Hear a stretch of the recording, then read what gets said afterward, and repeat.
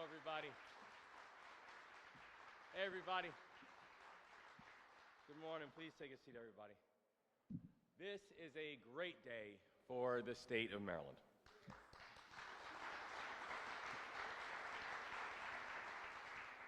But it's not lost on me, and I know it's not lost on anybody here, that today's triumph was born out of tragedy.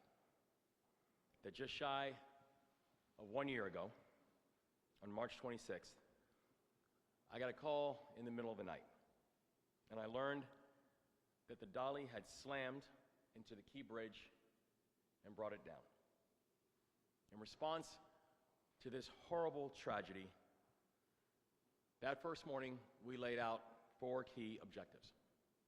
The first, we would locate all of the victims and provide comfort and closure to their families. The second, we would clear the channel and fully reopen the Port of Baltimore to vessel traffic. The third, we would support everyone who was affected by this collapse, from the dock workers to our small businesses. And the fourth, we would rebuild the Francis Scott Key Bridge. We tackled the first 3 directives faster than anyone anticipated.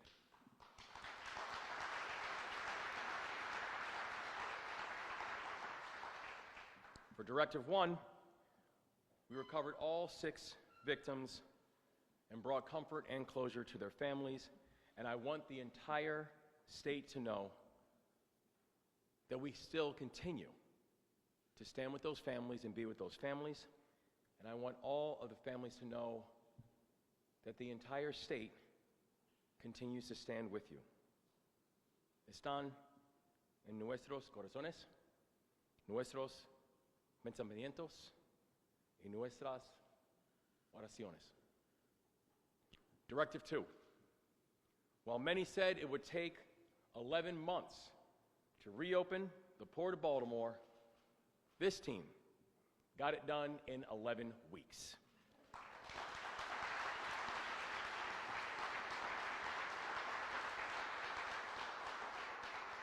We had an extraordinary unified command that worked day and night to get that channel cleared, and to see so many members of that unified command, from the Coast Guard to the U.S. Navy, Coast Guard, U.S. Navy SUPSOL, from the Army Corps of Engineers to our local leadership, Mr. Mayor, and our local county and our county executives, to all of our federal partners, to our MDTA, our MDOT, our MSP, everybody who was involved in this work. This was the gold standard of what unified command could and should look like. Directive 3.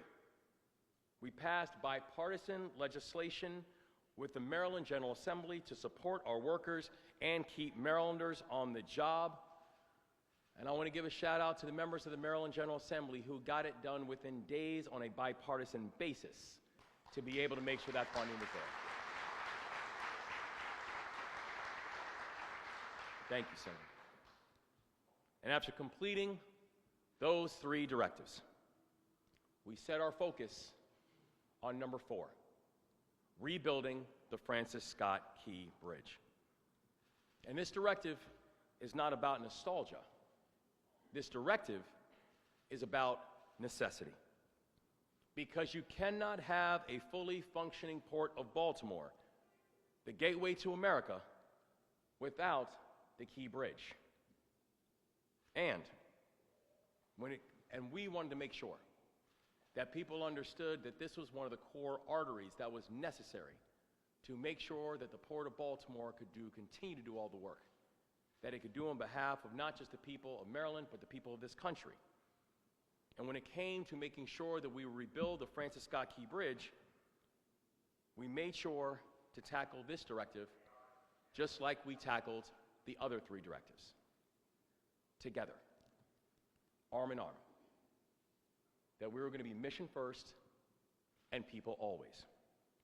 And over the last several months, we have spoken with, and I know I've spoken personally with over 160 members of Congress on this issue, explaining to them the importance, walking them through the details. They were able to work in partnership with our Attorney General, and our Attorney General, Anthony Brown, who recently filed suit against the Dolly's owners and managers to ensure that Marylanders will not shoulder the cost of rebuilding this bridge. That a broad bipartisan coalition assembled in both chambers to get the necessary support from leadership to assist with the financing of the Key Bridge had to move, and it had to move expeditiously. And the people of Maryland are grateful that Congress has stepped up strongly in helping to support this effort. And we would not be here if it were not for some of the best partners that I could ever ask for. Partners like our Lieutenant Governor, Aruna Miller.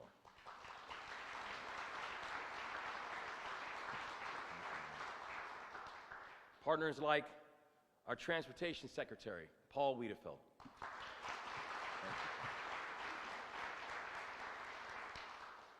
Partners like our extraordinary federal delegation. I know we have one of them here, the remarkable new Congresswoman Sarah Elfrith, and we're so happy to have you here. Thank you for all your leadership.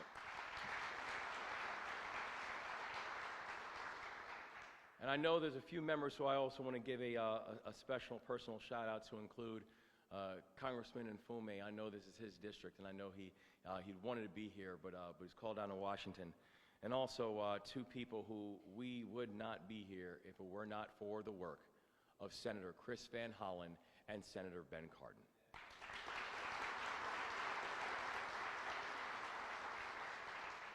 It took a big team to get to this moment. It took a unified team to get to this moment. And this moment is a really big deal. And now, we are grateful to unveil the design for the new Francis Scott Key Bridge.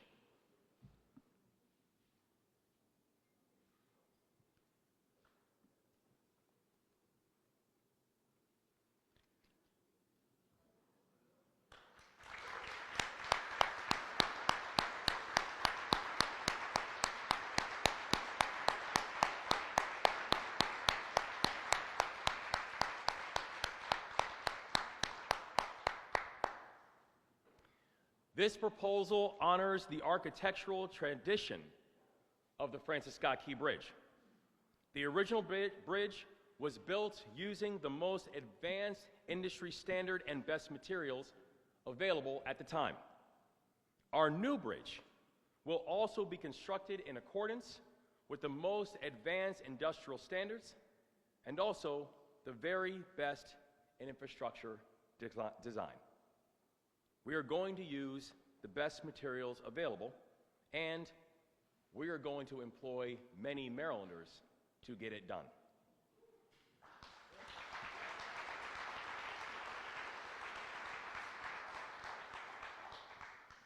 This is a really big deal.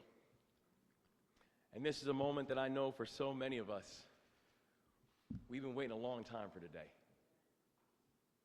And the people in this room and the people who this room represents, we're here because of you. We're here because you never stop pushing. We're here because you never stop believing that we would look up and one day again soon see the Francis Scott Key Bridge. We are going to continue to work together to cement Baltimore as a maritime hub for the East Coast and a maritime hub for this nation.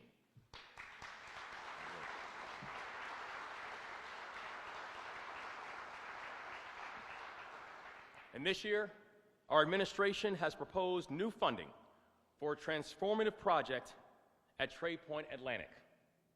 It is going to increase the Port of Baltimore's container capacity by 70%. It will create more than 8,000 jobs, and it will generate more than $1 billion in private investments.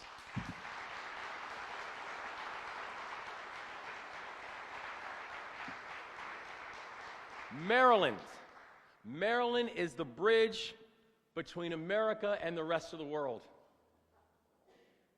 This will be the place that the country will remember not just what resilience looks like, but what economic growth looks like. Because we get cars from Michigan out to market. We bring sugars and spices to Louisiana. We haul farm equipment from the East Coast deep into the farmland. Commerce and trade are the bedrock of our state. And we will continue to make investments that honor our tradition. So we still have work to do. But this is an incredibly important step forward. And I know that the people with us today will gather, and will gather soon, to celebrate the reopening of the Francis Scott Key Bridge. May God continue to watch over the victims of the collapse. May God continue to watch over their families. May God continue to watch over this journey. May God continue to watch over our great state. Today, your hard work paid off. Congratulations, Maryland.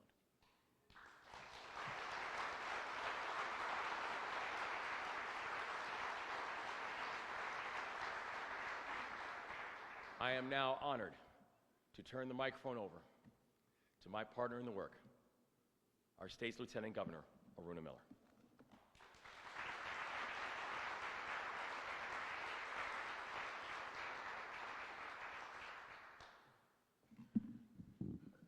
Governor, thank you so much, and thank you for your unwavering leadership. In one of Maryland's worst maritime disasters, you didn't just lead an effort to rebuild.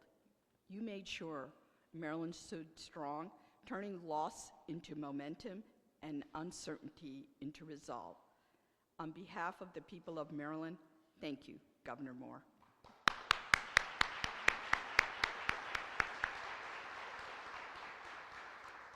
Good afternoon, everyone.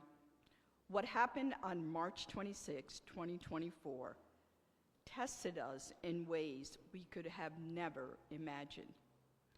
But what happened next was nothing short of inspiration and inspiring, because Maryland did what Maryland does best.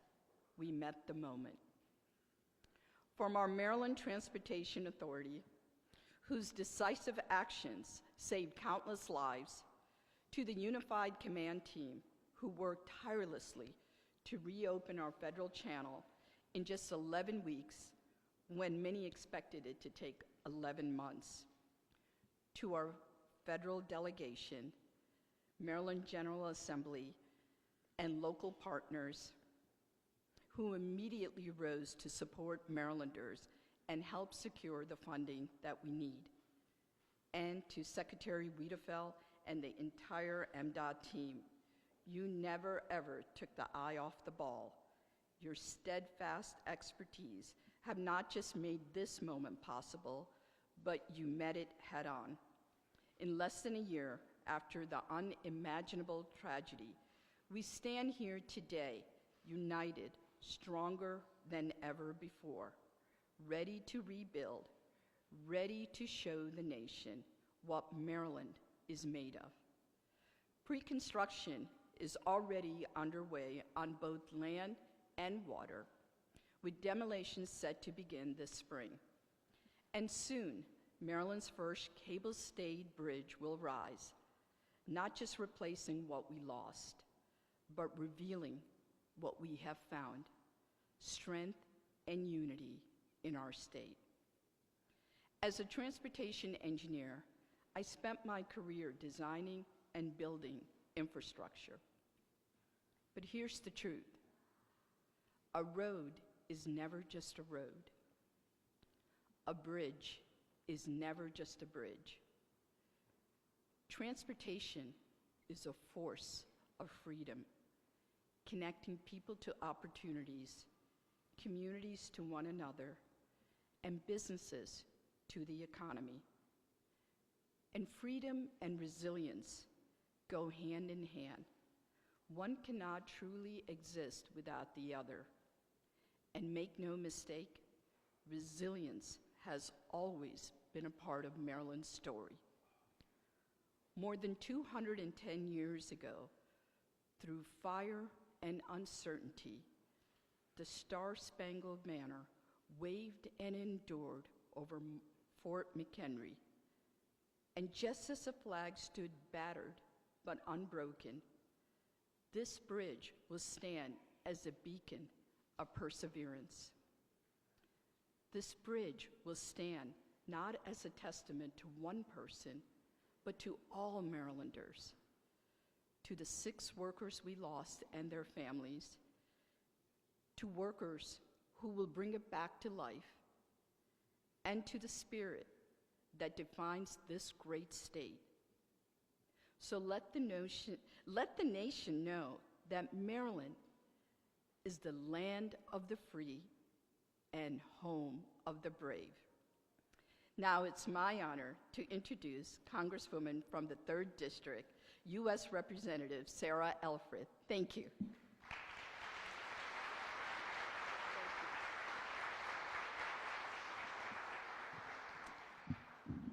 Thank you so much, Madam Lieutenant Governor. It's a privilege to be with all of you today. Thank you to the governor and his administration. You've kept your eye on the ball every single day since this tragedy occurred, and Marylanders know that. I'm here today on behalf of the entire Maryland Congressional delegation, a number of whom are busy voting in DC right now. Senator Van Hollen, Senator Also Brooks, Congressman Mfume, of course, whose district we are sitting in, Congressman Olszewski, whose district was majorly impacted by this tragedy, and I am proud to represent Anne Arundel and Howard counties that were equally impacted by the transportation deficit that we've experienced. I'm so glad the governor highlighted the 6 lives that were lost and their families. Let's continue through this construction and through the opening to uplift those families and make sure they know how much we honor them. Now, I am old enough to remember when Republicans and Democrats could come together and do big things. It was only 2 months ago, actually, when led by the governor and quarterbacked by Senator Cardin, Senator Van Hollen, Congressman Mfume, Congressman Andy Harris, Chairman of the Appropriations Committee, Tom Cole, came together recognizing, as the governor said, this is not just a Baltimore asset and Baltimore problem. This is a regional asset. This is a national asset that deserves the investment of the U.S. Congress. And Governor, I think I mentioned when I went up to introduce myself to Chairman Cole, who's a Republican, on the floor 2 weeks ago, and to thank him for his tireless advocacy for this bridge in his committee, he said, "Oh, it was all your governor." So know that you have many fans, not just in the Maryland delegation in Congress, because they recognize your fierce advocacy for this project. And I'll just close by saying, let this bridge be a beacon of what is possible, what can be accomplished through teamwork, through bipartisanship, and through the optimism of what can happen when we work together. Thank you very much for leading this effort. I'm proud to next introduce my fellow Towson University Tiger, Secretary of MDOT, Paul Wiedefeld.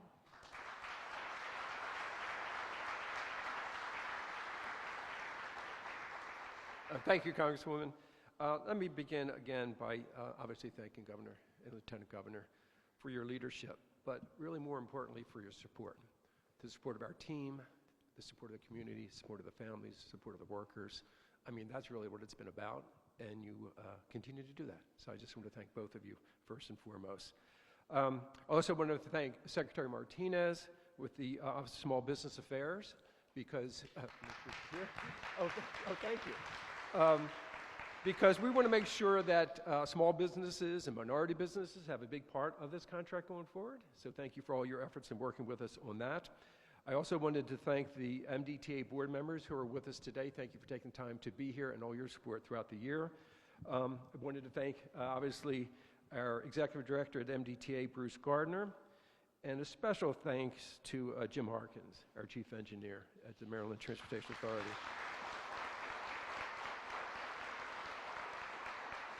As you know, Governor, he was our point person on Unified Command At the same time, he was working behind the scenes on doing this.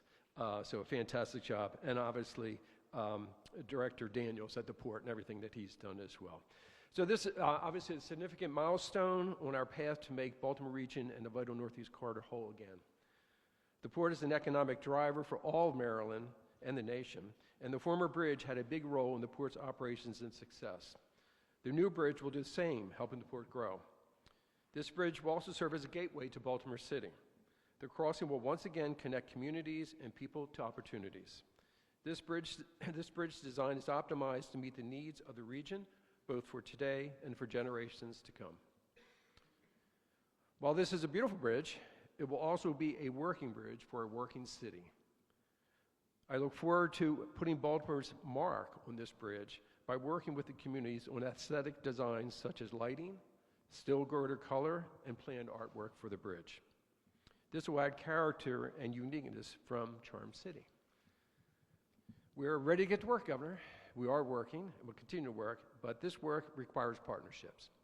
And one of our greatest partners is Federal Highway Administration. And with us today is the Division Administrator, Valeria, my good friend and partner in this project and many more. So Valeria, please.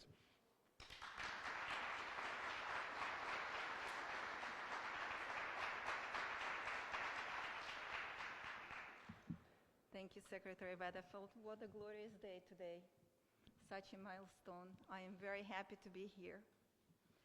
I want to echo all the sentiments expressed today already and recognize the outstanding collaboration, partnerships that brought us to this point of rebuilding the Francis Scott Key Bridge, or as we call it at Federal Highway Administration, FSK.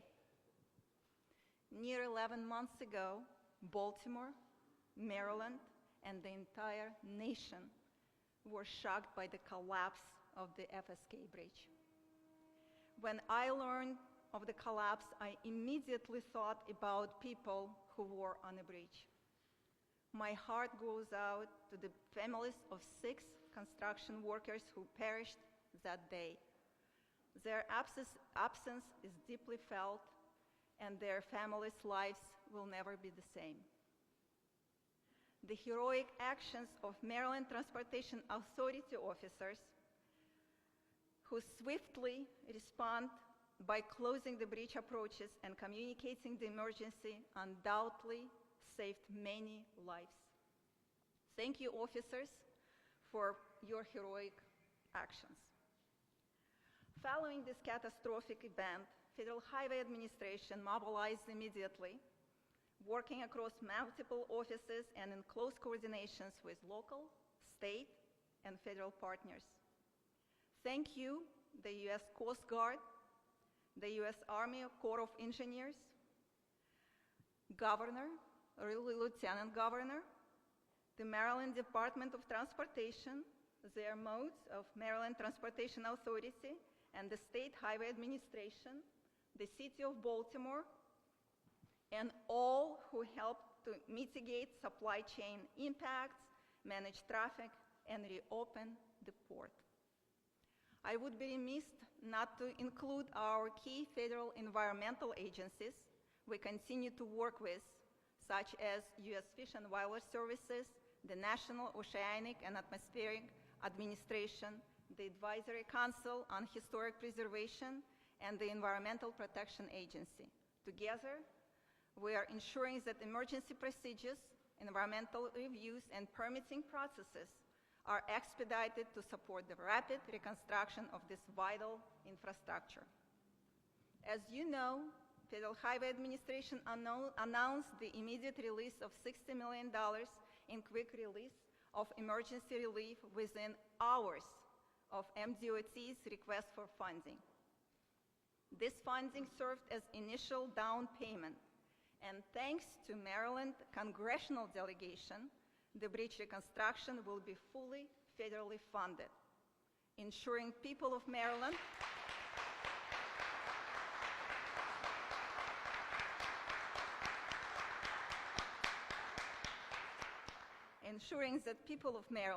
are not left to carry this financial burden alone.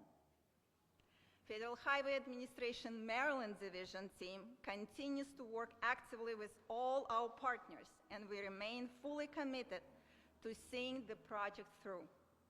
None of this progress would be possible without the strong leadership and partnerships between federal, state, and local agencies, among those with the invaluable input from the community.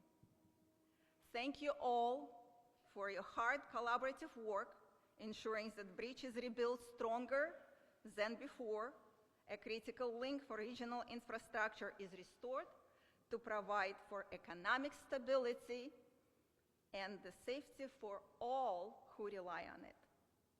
Thank you, have a wonderful day, and it's my great pleasure to introduce Arman Patel from Maryland Motor Carrier Association.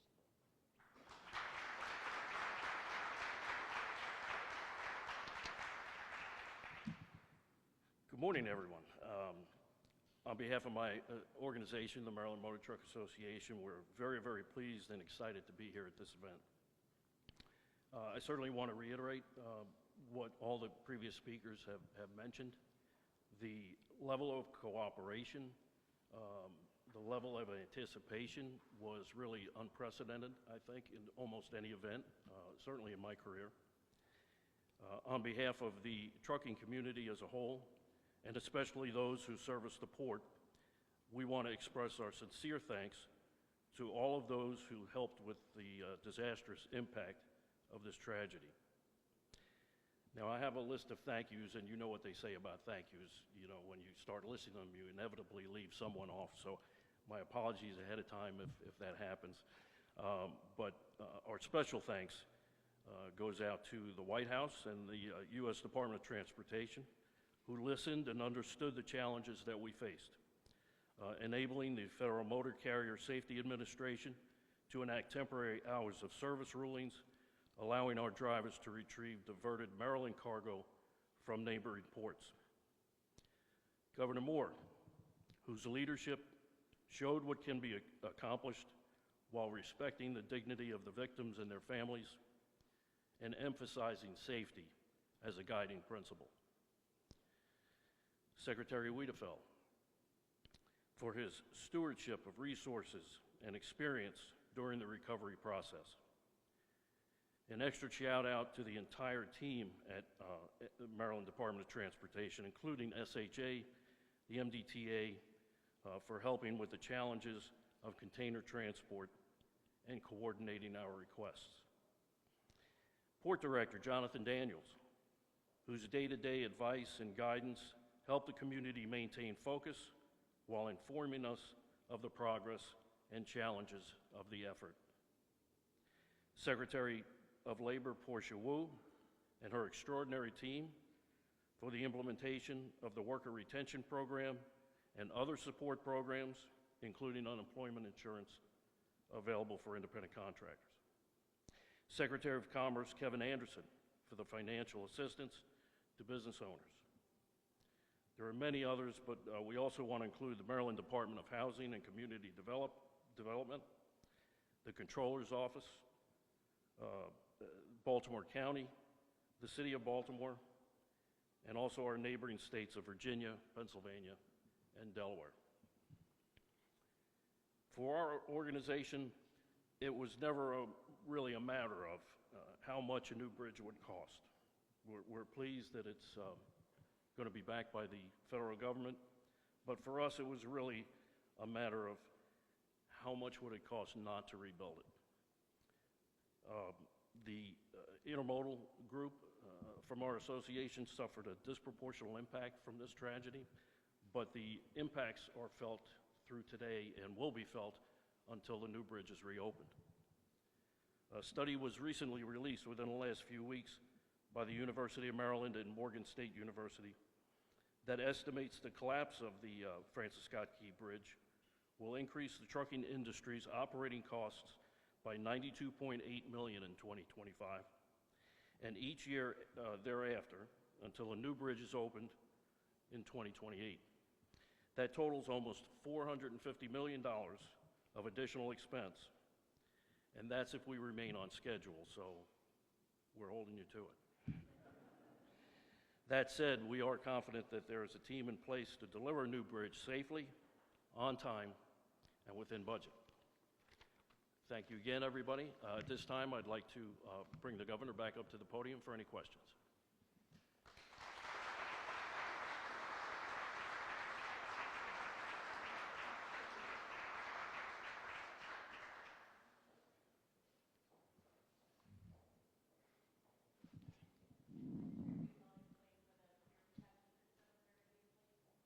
Sure, and in terms of peer protection, as you can imagine, the Key Bridge was built over 50 years ago, so we're going to use the latest, basically the standards that are now international as we design this bridge for the protection of the bridge.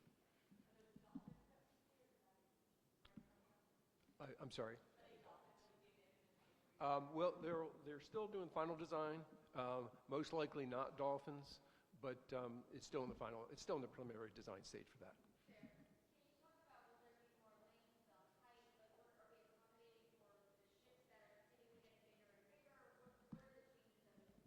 Sure. So the lanes will be basically to interstate standards today. So there'll be 10-foot shoulders on the outside and 4-foot shoulders on the inside. It will go from 185 feet to 230 feet from the waters, from the high tide. So it will accommodate future vessels of much larger size. As you know, we're building a bridge for 100 years. 2 lanes on each, exactly.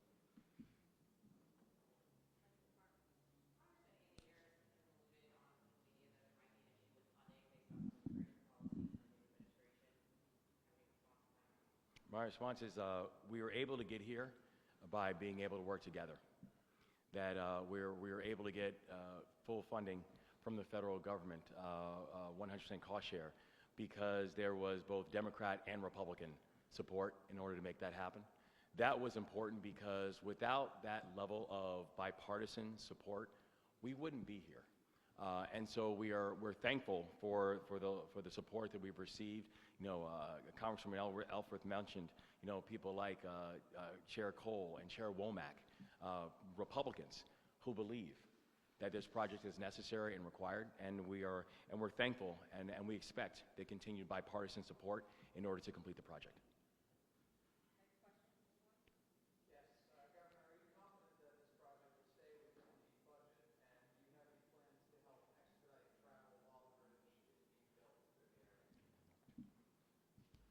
Again, we have come a long way since coming up with the first estimate 3 weeks after the collapse of the bridge.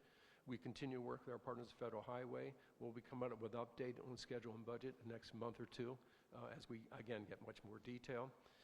And in terms of, we have been working very closely with businesses and obviously the community in Baltimore City and Baltimore County in offering other opportunities, particularly transit for people to use.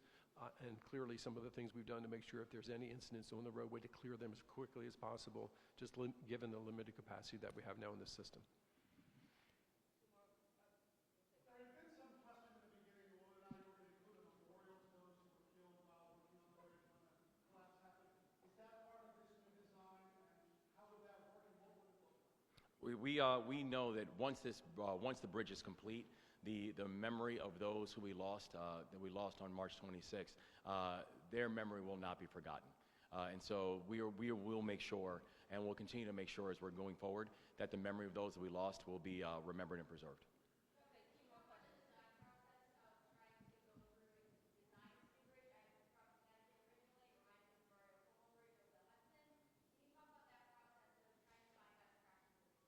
Do you want to let the cable stay?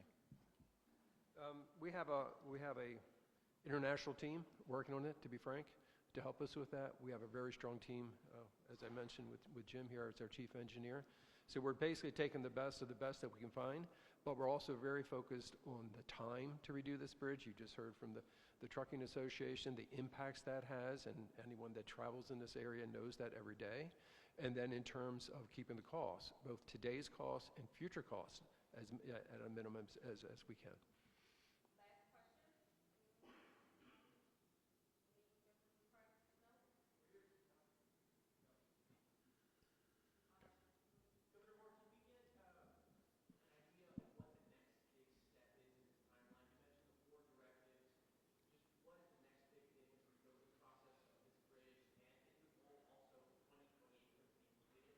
Yeah, the next big step will be in the spring when we will have the demolition of the still enacted pillars that we need to take down, because immediately after the demolition, we will begin the construction process. The beauty of today is that while today is the announcement about the cable stay, and again, the first cable stay bridge that we have in the state of Maryland, there has been work that's been already happening, whether it is soil sampling, whether it is work that's happening both in the water and also on land. So that work will continue, but the next big event the next big thing that we'll see will be the demolition of the pillars that are still enacted, because the construction will begin immediately after that.